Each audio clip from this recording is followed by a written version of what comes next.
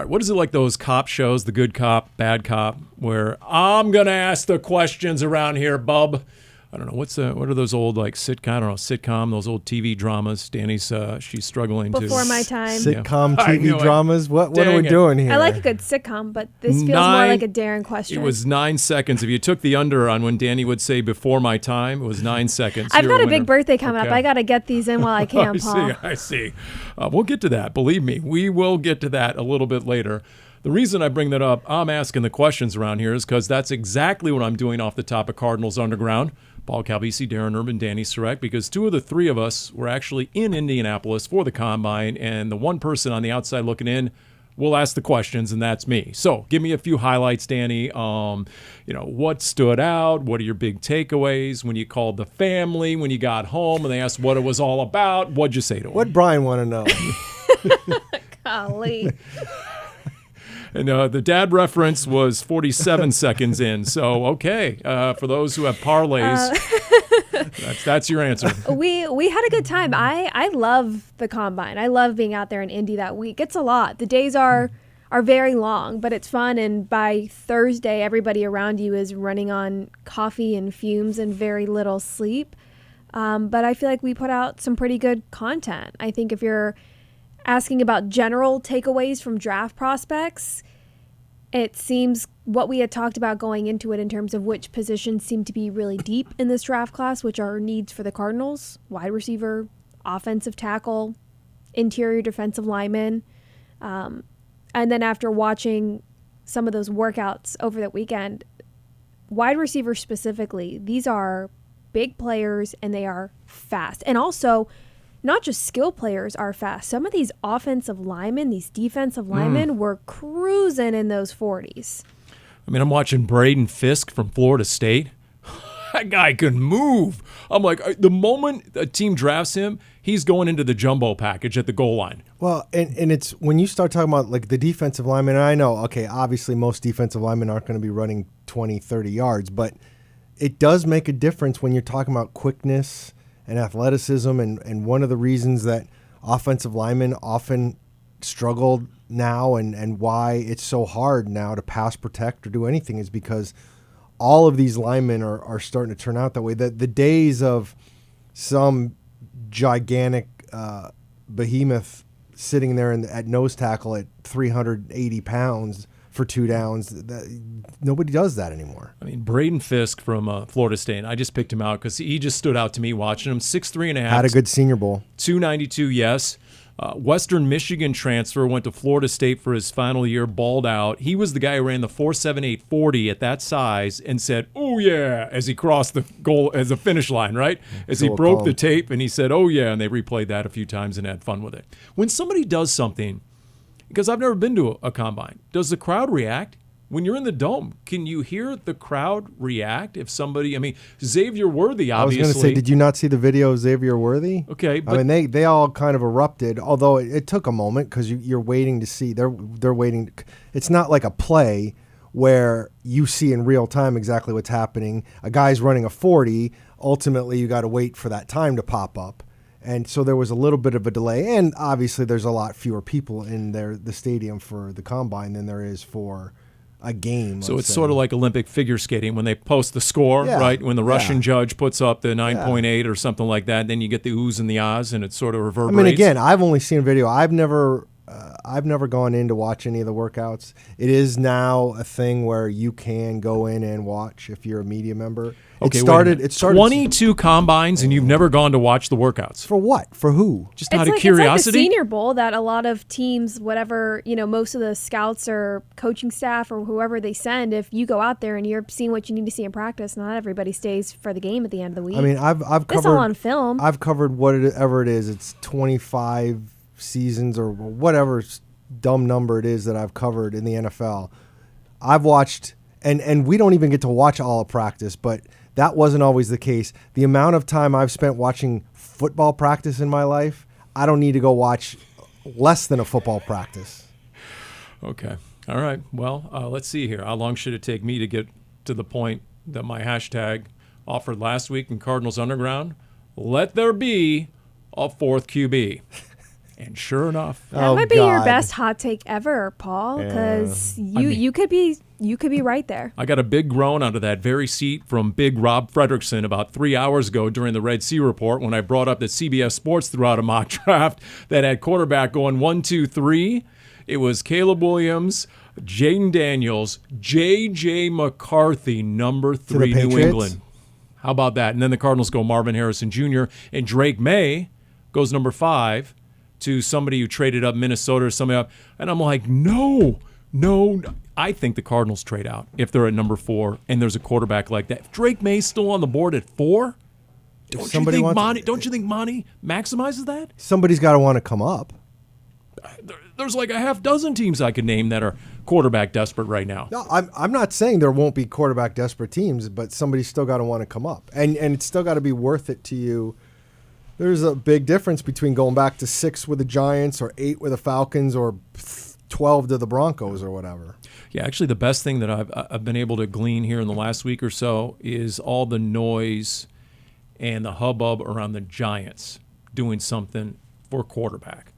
Because think about it, if you only have to go down to 6, if indeed the Giants want that 4th quarterback and you make a deal with New York, then all of a sudden, boom, you're going to have your pick of one of the big-time 3 receivers, one of the 2 big-time tackles. I mean, the top edge rusher if it's Dallas Turner, the top corner if it's Quinion Mitchell or Terrion Arnold, right?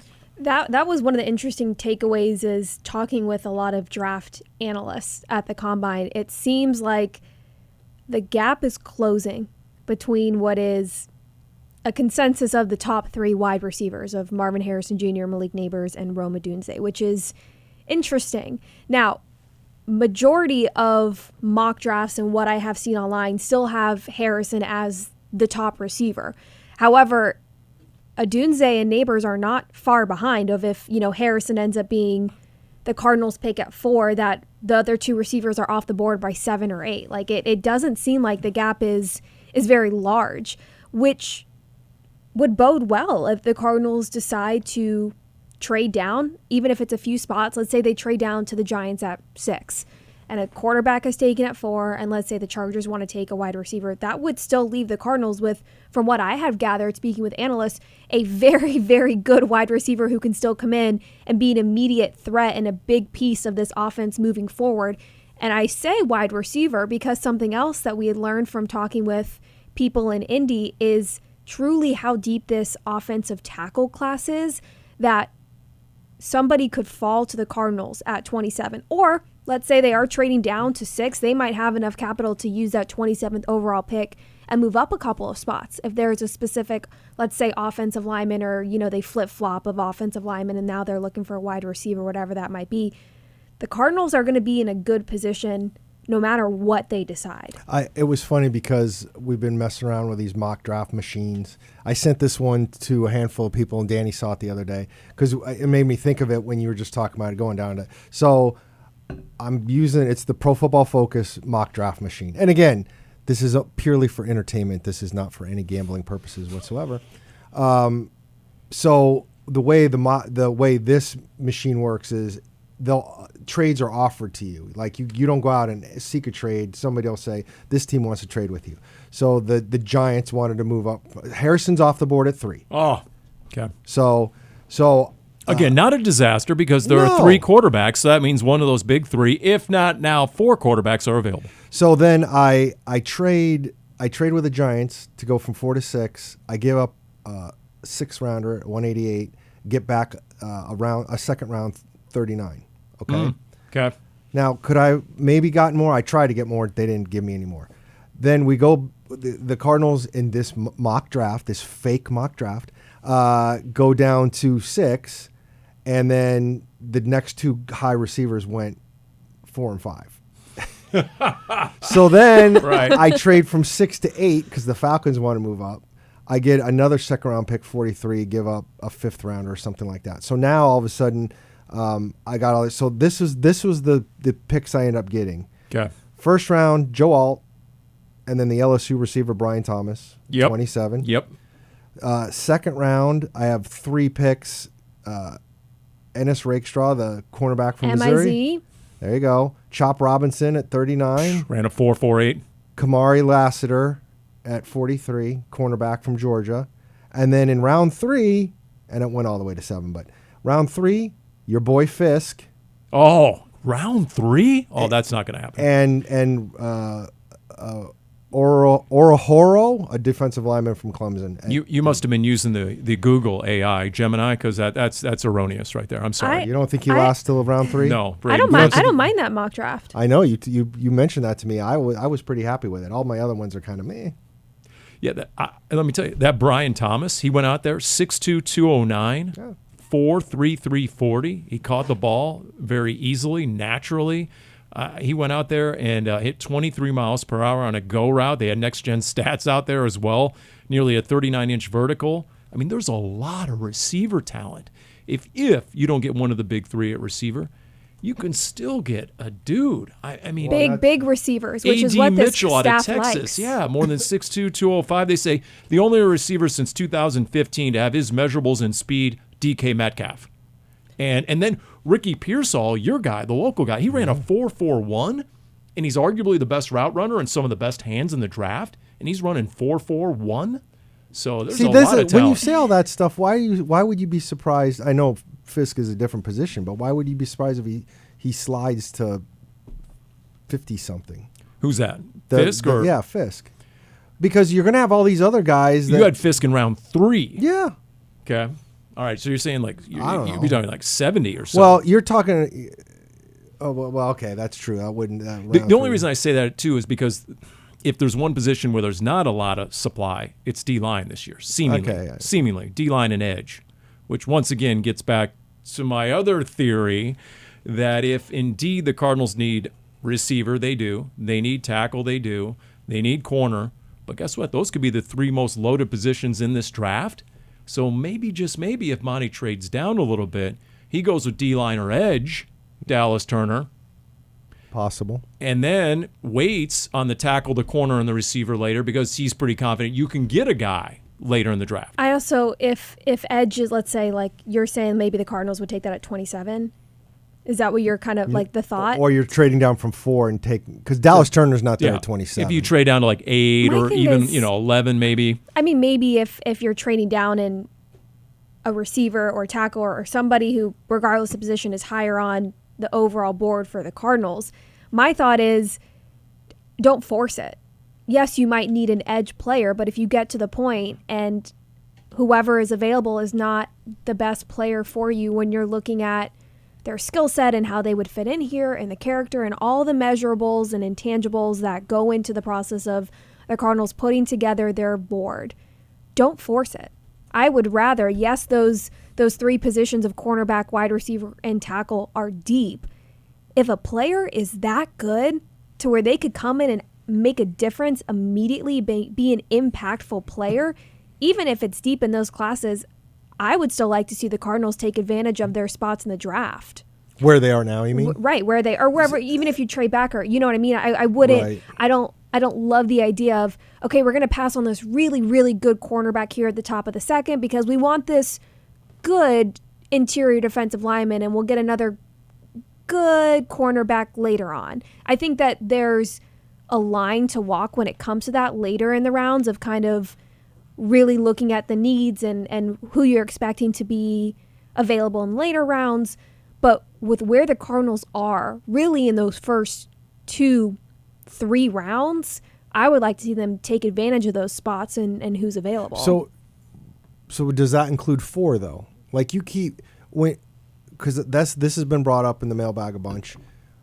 Why trade down from 4 when you're going to get a better player at 4 than you would at 8 or 12? Ooh, can I answer that? Go right ahead, Paul. Thanks for raising your hand. Because you have multiple needs and wants, and more players, more better. Okay, if you get more picks, you get more bites of the apple. In this class, this class is loaded. And next year, guess what? Not quite as loaded by most analysts and experts who are forecasting. So you know what? Load up this year. The gap in skill level is much smaller if I'm going from 4 to 6 or 4 to 8 than if I'm at the point of later on in the draft. I understand you get to a point where it's okay, we have this defensive lineman here, we're in round 4, we still need a cornerback. cornerback is deeper. We're expecting one to be later. Okay, let's take the D lineman here. But I'm saying early on, I wouldn't want to force taking an edge for the sole fact that this is not a deep edge class if the player is not a good fit for you. And if it doesn't match up to where you would be drafting that player and where they are on your board. Well, because we'll use Marvin Harrison as an example because that's where a lot of the fans' heads are right now, for example. But like if you've got Marvin Harrison and you obviously on the outside, and part of the issue that I have with this right now is people are making assumptions with some of these players that they're not going to have all the information the teams do. They don't. Now they could be right or they could be wrong, but I've seen plenty of players. One thing that's really struck me right now is as we go through this is like we talk about how great, quote unquote, all these players are going to be, and history says they're not all going to be great. But let's say we take Marvin Harrison, for example. If he's a next level guy, a guy who's primed to go to 6 Pro Bowls in his career, whatever it is, and you're passing on that, kind of like what they did with Will Anderson last year. Now, my argument to the Will Anderson thing is that there's no way to know that right now because I think it's still too early to say Paris Johnson isn't going to be great. He may or may not. But if he turns out to be a Pro Bowl tackle, then that changes the equation of giving up Will Anderson. But in this case, do you pass up on Marvin Harrison to get a lesser receiver? Because by definition, that receiver is going to be less and get that extra position. That's what a lot of fans are on the edge of their seats about right now because they feel Marvin Harrison, for this example, is going to be so great that if you pass up on him, it doesn't matter what you get, what you collect. You've already messed up. Take the risk. Is what you're saying, and fans of take the risk of drafting Marvin Harrison. Well, Jr. They're not. See, the thing is I'm saying there's still some risk involved.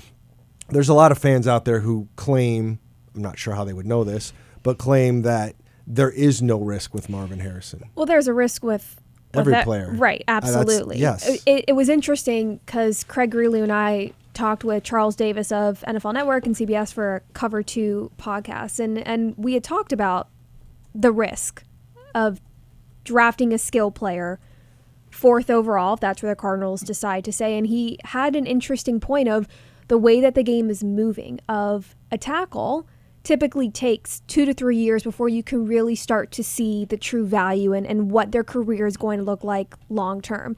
And a receiver is usually sooner than that. So being viewed as a high risk the way it has in the past is not how it's typically viewed nowadays. Here's the wide receivers taken in the top 7 in the last decade. Okay. Sammy Watkins, 4th. Mike Evans, 7th. Amari Cooper, 4th. Kevin White, 7th. Former Cardinal great. Corey Davis, 5th. Mike Williams, 7th. Jamar Chase, 5th. And there were instant results, you're absolutely right. Jalen Waddle, 6th. So about 3 of those. It's improving as we go on. Darren Ever, the optimist. And I bring that up because we didn't see Marvin Harrison Jr. work out. We didn't see Malik Neighbors work out. I know for yours truly, I didn't see a ton of Ohio State games. Obviously, he looks really good in the highlights, and he has all the measurables, and he has the pedigree, Marvin Harrison Jr. I saw next to nothing of Malik Neighbors this year other than some of the highlights. So there's some recency bias watching Roma Dunze work out. Roma Dunze meet the media. He was really impressive in front of the mic, right? What about that question if he could land an airplane? I loved the honesty when he said. I missed it. What did he say? Somebody, every now and then there are random questions, and somebody had asked Rome if you had to emergency land an airplane, could you? And he said, no, all souls are perished. I could not do that, which I appreciated. I was there when that all happened. Oh, my God. And that wasn't a random question. It was some Yahoo who was popping up and then screaming out, do you believe in birds and something else? Yeah. And okay, then I saw some of that. Plane. It's all meme stuff. Yeah. So where I'm going with this is we don't know exactly what Monty Ossenfort thinks, to your point earlier. No. And Monty, like every other NFL GM, says we don't pay attention to the mock drafts. So we're influenced, most definitely influenced by the fact that, for example, nobody has Dallas Turner in the top 5. But wait a minute. He's 6'3", 247. He ran a 4.46 40. He has a 40.5 vertical and an 83-inch wingspan. He was an absolute game wrecker at Alabama, the teammate of Will Anderson Jr. See, that's the thing, though. Was he a game record at Alabama? When I was watching during the year, before we got to the draft thing, I remember watching a couple Alabama games near the end of the year, and they said he's really good, but he's not Will Anderson. Okay. So Okay. the measurables, I saw a tweet from somebody while we were at the Combine saying all these really cool things are neat right now, and they're all going to be forgotten about by draft night in terms of Combine stuff. Now, Meaning they're going to go back to the film. they'll go back to the film. They should go back to the film. Film doesn't lie.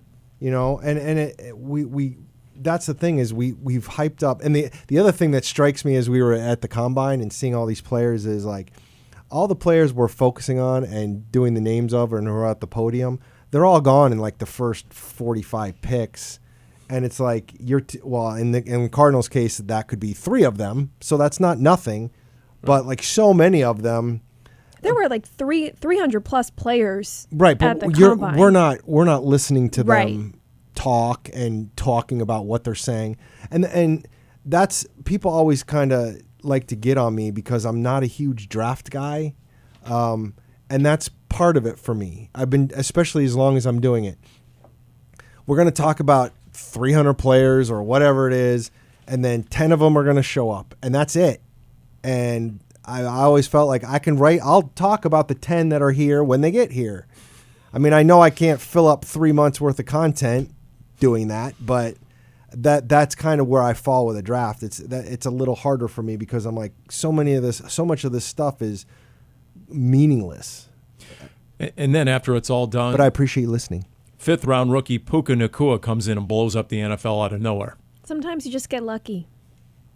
Perhaps. I mean, it's hard work to do the evaluation, but sometimes you just get lucky. Well, and again, one of the things that always bothers me is like, okay, great for Les Snead for getting Puka Nacua in the 5th round, and that's a great pick.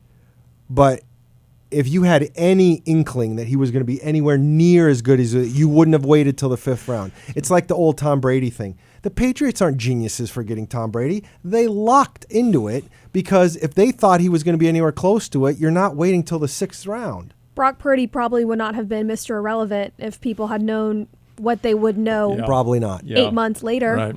Or the inverse, the Niners using that same team most definitely wouldn't have given up 3 first-round picks to go get Trey Lance. Solid point. So my problem is this time of year, and it happens every year. A bird in the hand is better than 2 in the bush, and I want like 10 in the bush right now. I mean, there's like so many players that are out there. You're just like, man, can you just maximize the picks and go after Quinion Mitchell at corner or Terrion Arnold? Give me the corner. Give me the Braden Fisk. Give me Dallas Turner. Give me 2 of the receivers. I mean, you just want to go out with like an all-you-can-eat buffet and just boom, load up your Just plate. an all-star team of draftees. Your eyes are bigger than your appetite. That sort of thing. So then Fred Warner hands their lunch to him a couple times, and then you're Right. like, oh, yeah, they're just rookies. Fredrickson's telling me about the inside linebacker out of A&M who I was not familiar with at all. Oh. And he looked Oh, my God. supposedly ridiculous. And I'm like, not Trotter. so you start thinking, okay, what if you had a Roquan Smith or a Fred Warner right there alongside Kaiser White? Oh, my goodness. And Isaiah Simmons. Yeah. Isaiah? Why couldn't Isaiah have been, No inside linebackers. No inside linebackers. No. Darren inside speaks for every linebackers. Cardinals fan. So when you were watching this season, okay, if we're in the trust tree right here, when you were watching this season, you saw the Ravens, especially in the postseason, and you saw Kyle Hamilton. They're all pro safety. Yes, he's pretty good. Didn't that remind you of Isaiah Simmons? Same stinking body type, same measurables pretty much, and you're like, look at that guy roam the field, the center field, deep center field, and he's an absolute difference Didn't he get maker. picked later than Simmons did in the draft?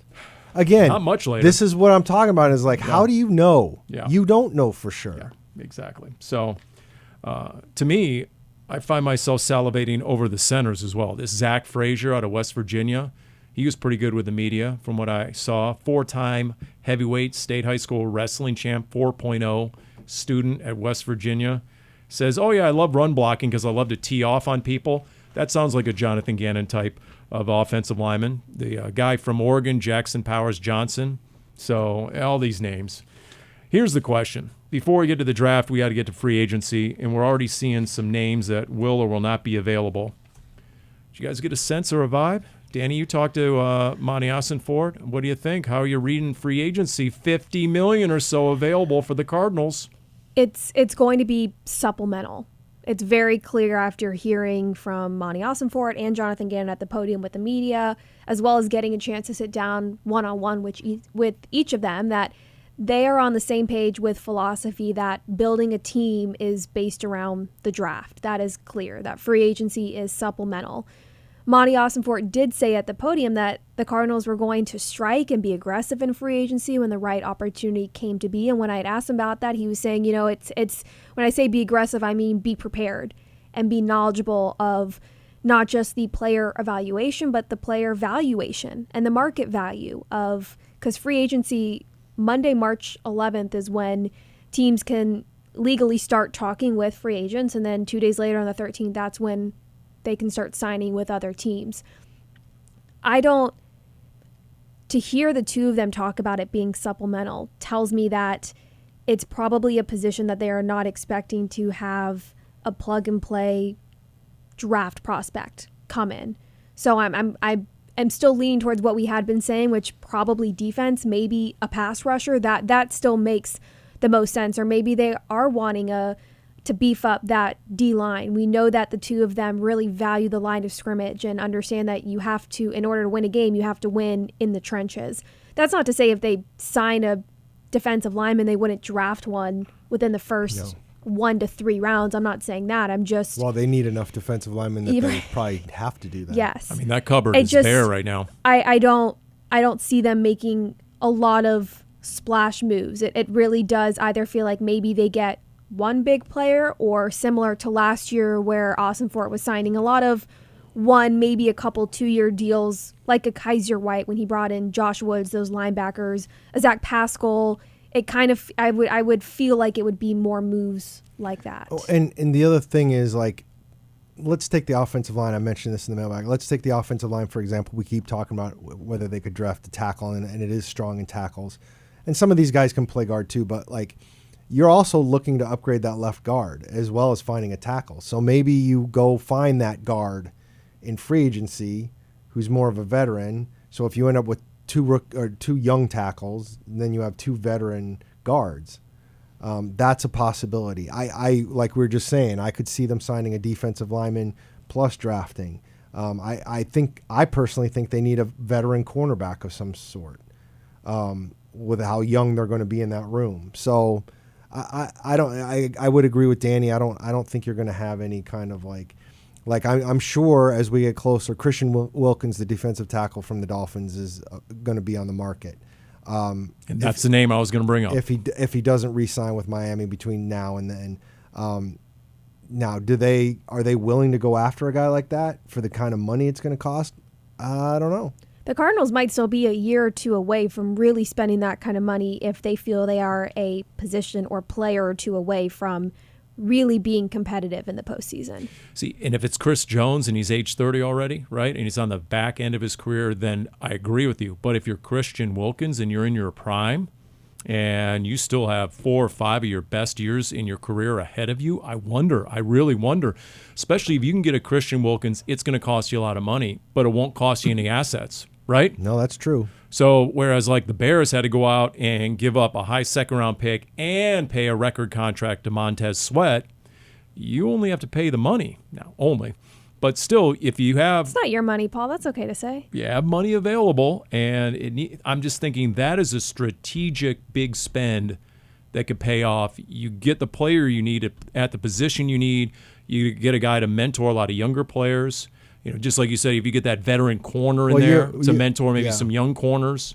And that's the key. Like, I don't know anything about Christian Wilkins, for example. Like, I don't know if he's a mentor type. Is he a leader type? Do they, and again, when they start doing, there's been so much stressed by both Monty and JG that they need the right people as well as the right players. And so we don't know what kind of. And I don't take that as not every player needs to come in and be a leader. You can't have too many cooks in the kitchen. I think it's does the player come in and have the right mindset where they are coming in focused, team above themselves, doing what they need to do that is bettering themselves and more so the team, putting the team in the best position and keeping their head down, not causing, drama or trouble or things of that nature. And that's kind of what I take it as is being a leader, especially as a veteran. That is what most veterans end up becoming, is in some sense, even if it's just in their position room, being a mentor and a leader. But as long as they are just having the right mindset and team mentality, I think that's priority here. Fair. And more importantly, coming from South Florida, he doesn't want to go to cold weather. I mean, you want to come to the AZ if you're Christian Wilkins. I mean, come on, you need the sunshine, right? It's just the Who's paying him the most money? That's what it's going to come down to. It's the rare case where a guy like that might truly, really hit the market and be available, because every other person that we talked about and just longed for right on our wish list, guess what? Brian Burns and Justin Madubuike and Josh Allen and Jalen Johnson in the corner and the safety Antoine Winfield, all these premier guys got tagged. So, okay, now the players who are hitting the market, big names, almost are all running backs, are they not? There's a lot of big-name running backs, which Saquon Barkley and Derrick Henry, Austin Eckler, Josh Jacobs, Ezekiel Elliott, wow, Tony Pollard. Wow. I mean, I'm dying to know where the running back market goes, because I can't. Teams don't want to pay running backs anyways, and now you've got a glut of them out there. Like the Cardinals don't need a running back. They're not gonna. They wouldn't be interested in any of those guys. I would think that those guys. It feels like a game of musical chairs for real for these guys, because if you're talking about 8 or 9 premier names, DeAndre Swift, who had a pretty good year with the Eagles, there's only so many teams that even have spots where they're going to want guys like that. I have a different opinion than Darren. So, Danny, you're the tiebreaker. Do the Cardinals need a running back? You're saying one of these big name running backs that are going to hit the market? Isn't there a big gap, a big fall off from James Conner on the depth chart right now? And James Conner, in knowing how much the Cardinals want to run the ball and knowing that James Conner has been prone to injury, are the Cardinals in the market for a running back? I'm going to say no. Now, I think later on, as you start getting further into the offseason, I would be okay with signing a running back. I would not jump the gun and sign one of these big name running backs because of what you would have to pay for them. Because, I mean, like when Zeke went to New England, he knew he wasn't going to be the main back. But why would you pay that money and bring in Austin Eckler if he's going to be behind James Conner? Right? Well, but 2 months from now, what are these running backs commanding if they're still on the market? Right. I'm not going to. I would not make that decision early in free agency. To me, that is something that I would sit on. I would get to the draft. Yep. I would maybe get through a couple weeks of training camp and see where everything kind of falls. Oh, wait. But if you're asking, do I think that when free agency hits, that should be one of the moves and one of the early moves the Cardinals do? No, I'm with Darren. I'm curious. Because I'm going to assume, I know enough about you, I'm going to assume you feel the same way, Darren. No, well, here's the thing. Could it hurt? Like, I liked what I saw out of Michael Carter last year, and he's under contract. I'm curious. I'm trying to see where Paul is getting at, because I don't trust him here. I don't trust him ever. Let's say the running back market craters, okay? And I'm just picking a name here. Tony Pollard. Oh, nice guy. Great. Sign him up. Sign him up. Like the Danny seal of approval. Do you think, like, how does James Conner handle an Austin Eckler or a Tony Pollard showing up here? Like, I think there's more involved here than just adding a name, Mr. I want to play Madden. Yeah. Well, I mean, okay. I get it. Egos can be fragile, but, James Conner, team captain, bully ball himself, right? The whole iron sharpens iron. Going into a contract season where he's trying to make sure he gets paid. Okay. There's also... There's another reason why Monty Ossenfort might be interested in test driving another running back. I think it's too early. Because they always work a year ahead of time. I find that with all of these running backs, you're going to get to late in the offseason, training camp, early in the regular season, where there's a handful of them that are probably still going to be free agents, and you can make that decision then. I would not sign a running back under, just assuming that, okay, James Conner's going to get hurt. Okay, let's have, like the Cardinals, I'm with Darren. The Cardinals did a nice job of figuring out the 1-2 punch with Michael Carter and with James Conner, and having Amari DiMercato as your block, third down as your big blocker. I liked what the Cardinals were doing enough to the point where I don't feel like that needs to be one of the big signings. For me, it would be if you want to take a flyer on a Saturday running back in the draft, okay. You got enough picks, you could probably handle that. But for the exact same reason all these guys are out there right now, they're going to be out there next year. If you want to move on from Connor after next year, and who knows if that's going to happen, there'll be running backs on the market. I don't know why you would want to do it and now. also these running backs, you're going to talk about, with the exception of Tony Pollard, who's a little younger, you're talking about majority of these running backs are close to the same age, have also dealt with their fair share of injuries. I'm not sure what you would be getting would be that different than what you already have in JC. I guess if I'm playing GM, I'm thinking, all right, we got James Conner, two-time Pro Bowler. Top 5 in yards per carry. Cardinals had a top 5 run game, number 2 in yards per carry, etc. But what if ... his shoe comes off, as Nick Rawlis likes to say? What if he's unavailable? I think it's a fair point. Is Michael Carter a 20 touch per game guy? Is Amari DiMercato someone you're gonna use as a workhorse running back? If some of these big names are on the market after the draft and they're not commanding because the market has cratered what they would typically command and they need a 1-year prove-it deal, yes, I would consider it. But see, and that's the other catch. If I'm a running back... Like a Chris Johnson once upon a time, right? Came to the Cardinals in a similar situation. Well, not really, because when he showed up, they didn't think David Johnson was going to do what he did as a rookie. And I look at it this way. If same thing with Hollywood Brown. Like, people used to say, well, maybe he'll come back to the Cardinals on a prove-it deal. But the problem, and it would in Hollywood's case, it would probably be before the draft. Now we're talking about running backs after the draft. If I'm a running back and the market is cratered, and again, you got to do what you got to do. But like, I'm not playing on a 1-year prove-it deal with a place where they've already got the starting running back. How are you going to prove anything? You're the backup, unless the guy gets injured. I understand why the Cardinals might want it. And again, I understand when you're not talking about person's feelings or trying to, get a long-term deal. It's real easy to do it in Madden, but like, this is real life, and I don't understand, unless they absolutely had no other choice, why they would come to Arizona where you're not going to get the touches you want. I guess the sales job would be, okay, did you see Drew Petzing's offense last year? We're going to run it 30 times a game. And 3 of our last 4 games, we ran for more than 200 yards. Running the ball is in our DNA, unlike the previous offensive scheme with the Arizona Cardinals. So I agree, but I think a selling point in this case could be to another running back. We'll see. But you brought up Hollywood Brown. I did. Think we're going to get an answer right away on Hollywood Brown? You think there's going to be a market for Hollywood Brown right away? On the 13th, that first day, I don't know. I think within the first week, yes.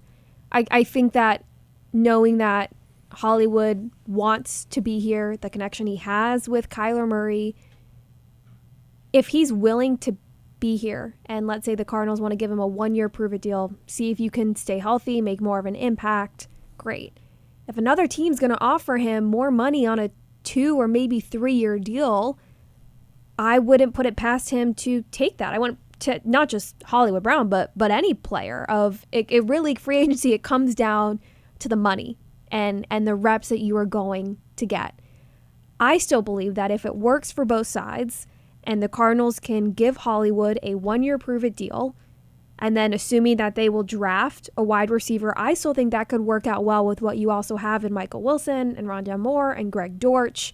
I wouldn't say that signing Hollywood to even however many years, however sort of long, deal would affect the way the Cardinals would look at wide receiver in the draft by any means.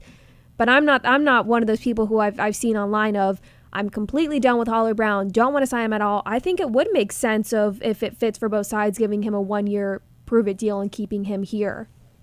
You know, it's not often that I stump and stupefy one Craig Grialou, okay? You can't spell Grialou without the AI, artificial intelligence, okay? But I did a little math, waived my rule, no math, and I said, you know what? How many games together have Kyler Murray and Hollywood Brown played in their 2 years as Arizona Cardinals? Let me guess, because Kyler was hurt this full, year. Full games played together. Full I'm not counting the New England game where Kyler got hurt. Okay. Paul tweeted this, by the way. And I'm not. Shoot, don't tell Paul. I have him muted on Twitter. And she doesn't follow me. That's why I can always pose questions to Danny, because she doesn't follow me. Are you kidding me? She's got a much more. So think about the last 2 years and the two of them playing games together. I'm gonna say 8. Wow, you ended up with the under. Oh. The answer is 11 over 2 games. Okay. So out of over 2 seasons. Over 2 seasons. So in 34 possible games, they played 11 games, full games together. And only one game for Hollywood Brown, regardless of the quarterback, is he had a 100-yard receiving game for the Arizona Cardinals. Really? One game in 2 years. Now, once again, look at the film. He's winning. He's got separation. Various quarterbacks failed to maximize his production. You know, the beginning of 2022, him and Kyler pretty much left off where they were at Oklahoma. 2018 in Oklahoma, they played 14 games together. In 2 years with the Cardinals, they played 11. Wow. So, and then here was the other thing I threw out on Red Sea Report was that, okay, wait a minute. Presuming the Cardinals are going to go with receiver at number 4, let's just go that route in all the mock drafts. Whether it's Marvin Harrison Jr. or the latest Lance Zierlein 2.0, NFL.com. You guys talked to him, right? Lance Zierlein. After the combine, he put out quarterback 1, 2, 3, number 4, Cardinals go receiver, Malik Neighbors. Mind blow, right? Okay. So let's say they do go receiver. Now, your 2 outside receivers are the rookie, Malik Neighbors, and Michael Wilson. Here's Hollywood Brown, to me, in a Tyreek Hill type of mode, right? That sort of role where he's in motion all the time. He's the jet sweep guy. He's going behind Kyler, Kyler ball in the hip. Who has it? Which 4-3 guy has it? I mean, you could really mess with a defense, sort of like when Tyreek Hill was in his prime with the Kansas City Chiefs. And sometimes he was a decoy. Sometimes he was the secret weapon. And we know how much Jonathan Ganon has spoken before about being the defensive coordinator and being worried about that guy, the 4-3 guy, Hollywood Brown. See, I think Jonathan Ganon values Hollywood Brown more than most people on the outside, presume. So I'm intrigued by add a premier rookie receiver, Michael Wilson year 2, and then Hollywood Brown, dial him up. Interesting. We'll see. They don't do a lot of stuff in their offense like that, though. It's true. So they'd have to add. Just saying. What was JG's comment in the media, whether he was messing with the media or not, Breaking in the final press conference? We're going to tear it all down. Tear it all down. Oh, what does that mean? ... I can tell you what it means because I asked him about it in the one-on-one interview, Paul. Here we go. All right. Now I'm following Danny on Twitter. Here we go. What do you have? He had said it was more about the growth mindset. That's what he meant by tearing things down, is looking inwards of what were we doing that was working for the players that they liked, that they were learning from and improving from, and where do we need to get better? He'd say, yeah, it's not tearing everything down of starting from scratch in year 2. It's more having that growth mindset. Okay. Is he clarified that. Okay. So, you're not putting the car up on blocks and tearing out the engine in your garage. Right. You're maybe adding a turbocharger or something like that. Okay. Always comes back to cars. I just thought I'd throw that out there. Okay, I Whatever get it. you say, Paul. Right. I don't know anything of what you're saying, but if what you're saying, Yeah. I'm sure it's good. Anybody else in free agency that I'm missing? Any other positions that you think are in the crosshairs for Monty Ossenfort that aren't being talked about enough? Did you get a vibe from the combine as to who or where the Cardinals might be going in free agency? Like you mentioned, guard. Is there a veteran guard who could be plug and play immediately at I left could guard? for sure see them just looking at trenches either side. We know that's what they value, and that's where the Cardinals also need help, and they need depth. We still don't know the recovery process or what the plan is for the future with an LJ Collier or a Carlos Watkins or Jonathan Ledbetter. Right? When's he going to be back? There's a lot of questions we just still don't have answers to. I could absolutely see them looking at veteran defensive linemen. Again, similar to what they did last year with some of those 1 or 2 year deals. I mean, that sales pitch you gave, like Carlos Watkins, who came over from Dallas because he was buried on a deep Dallas defensive line, and you say, hey, come on over. You're going to get plenty of reps. You're going to get plenty of chances to put up stats and be a big factor in the Cardinals defense. That's a selling point. If I'm a defensive lineman and I'm in the open market and I want to bolster my value, I mean, come and get a lot of snaps with this Arizona Cardinals defense, because that is a position room that needs to be built from scratch in a lot of ways. What else stood out from the whole Jonathan Gannon interview? We talked about Monty. Anything else one-on-one with Gannon, or from the podium even? I mean, is he, did anybody throw any, questions out of left field? Anybody go for the absurd with Jonathan Gannon? No. No. Okay, that's good. That's good. All right. No, that was probably good. Whoa. What did he walk off the podium with? What was asked? Oh, yeah. That was funny. Bob McManaman asked him who the top three, if he had to give a list of his top three names he'd want it for, who would they be? Okay. That's a question that'll never be answered. What did Jonathan Gannon say? I believe he said something along the lines of, anybody we draft. It was a big mic drop. Yeah. And he goes, got him. Well, in later interviews, Terrion Arnold told the story. There was a coach who said, come up and press me, jam me. And then, of course, that turned out to be Jonathan Gannon, right? Yes. And then Gannon went on to explain, I believe on the Cardinals flagship radio station, that he played the role of receiver with some of the corners, and then Nick Rollis played offensive lineman with some of the D linemen. And he was sore the next morning. He took a few punches to the midsection, and he may not need to go to the blue tent in Indianapolis. Very interesting. Yeah. So, although it's funny when these are engaging interviews. When Arnold I believe it. first came out and said it and didn't say who it was, everybody just assumed it was Gannon. Right. I texted him later that day, and I'm like, I'm writing this story. Like, is it true? Was it you? Was it somebody else? And he goes, no, it was me. That's good. So, by the way, I do have one question. When you're there, do you actually see agents talking with general managers? You know, that's always the long-held rumor that a lot of these deals get done at the combine. Do you see the conversations without naming names? First of all, I know I can't remember if I did it this. Again, they're all the combines blur, but yes, I've seen agents talking to GMs. However, you need to understand and remember that these agents have multi-players, and the agents are perfectly allowed to talk to a GM about a player that currently on the roster. With. So true. If you happen to have a conversation with an agent about your current player, and then right before the end, the guy's like, yeah, I noticed you guys need this position. Well, I happen to have a guy in the... Gotcha. You know? Yeah, no, that something works. like that. That works. I just don't understand why they call it legal tampering. Well, they don't. They don't. The league doesn't. That's what we all do. Is that what, I mean, like, why isn't it just called, like, the negotiating period? And that's exactly what the league calls it. In fact, I feel like it was the last year or two where the league was kind of like, stop calling it legal tampering. Right. Oh, my gosh. But the reason it was put in was because those first couple days before free agency, everybody was tampering all over the place. So when they fixed it, quote unquote, it felt like they legalized the tampering. Right. Because if I know the rules correctly, you can only talk to agents. You can't. So if a player doesn't have an agent, he cannot talk to teams, and you have to be talking to the representative. You can't talk to the player directly during that time.